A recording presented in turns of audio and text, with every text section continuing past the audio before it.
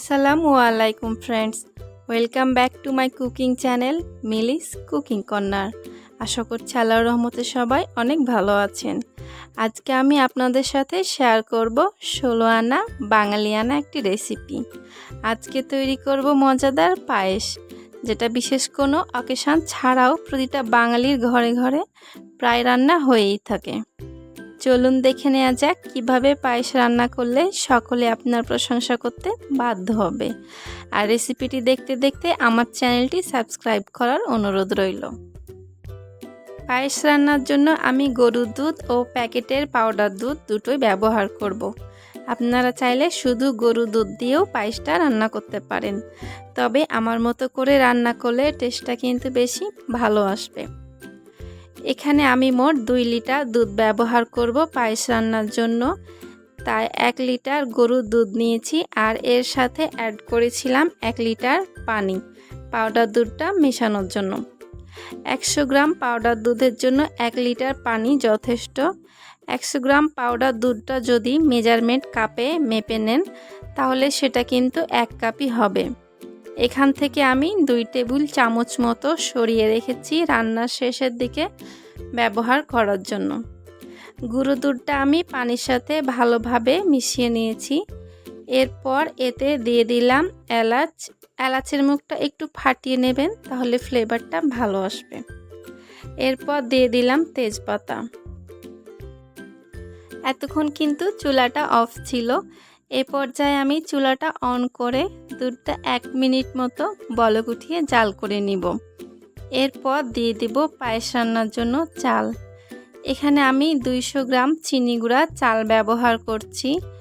চালটা আমি 15 মিনিট আগে পানিতে ভিজিয়ে রেখেছিলাম।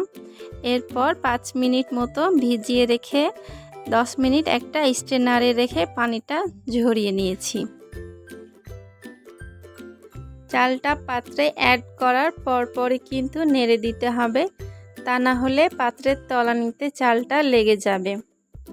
এ পর্যায়ে আমি চুলাটা লো হিটে করে পায়েসটা রান্না করব। আর পায়েসটা কিন্তু শুরু থেকে শেষ পর্যন্ত লো হিটেই রান্না করতে হবে। কয়েক মিনিট পর আমি তেজপাতা ও এলাচগুলো উঠিয়ে ফেলে দিয়েছি।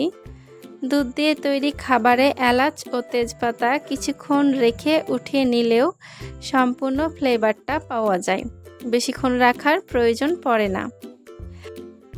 পায়েসটা কিন্তু কিছু সময় পর পর নাড়তে হবে, তা না হলে পাত্রের তলানিতে লেগে যেতে পারে। আর এভাবে মাঝে মধ্যে নাড়তে নাড়তেই দুধটা ঘন হয়ে আসবে আর সর ওঠাও শুরু হয়ে যাবে। এই সরটা কিন্তু দুধের সাথে মিশে পায়েসে একটা বাটারি টেক্সচার অ্যাড করবে, যার ফলে পায়েসটা খেতে খুবই ভালো লাগে। দেখতে পাচ্ছেন কি সুন্দর সর ওঠা শুরু হয়ে গিয়েছে। যেহেতু দুধটা ঘন হয়ে গিয়েছে আর চালটাও পুরোপুরি সিদ্ধ হয়ে গিয়েছে, তাই এই পর্যায়ে দিয়ে দিলাম চিনি। এখানে আমি 1.5 কাপ চিনি ব্যবহার করেছি 2 লিটার দুধ ও 200 গ্রাম চালের জন্য। তবে যারা কম বা বেশি মিষ্টি খান তারা চিনিটা নিজের টেস্ট অনুযায়ী অ্যাড করে দিবেন। আর চিনিটা অ্যাড করার পরপরই কিন্তু ভালোভাবে নাড়তে থাকতে হবে, তা না হলে চিনিটা পাত্রের তলানিতে লেগে পুড়ে যাবে। চিনিটা পুরোপুরি গলে যাবার পর পায়েসে অবশিষ্ট 2 টেবিল চামচ গুঁড়ো দুধ অ্যাড করলাম। গুঁড়ো দুধটা অ্যাড করার পর খুব ভালোভাবে পায়েসের সাথে মিক্স করে নিতে হবে। রান্না শেষ করার কয়েক মিনিট আগে গুঁড়ো দুধটা অ্যাড করলে কিন্তু পায়েসটা দেখতে যেমন লোভনীয় লাগে, ঠিক তেমনই খেতেও কিন্তু টেস্টি হয়। গুঁড়ো দুধটা নেড়েচেড়ে মিক্স করার 5 মিনিট পর চুলাটা অফ করে দেব। যেহেতু পায়েস ঠান্ডা হবার পর একটু বেশি গাঢ় হয়ে যায়, তাই আমি খুব বেশি গাঢ় করব না।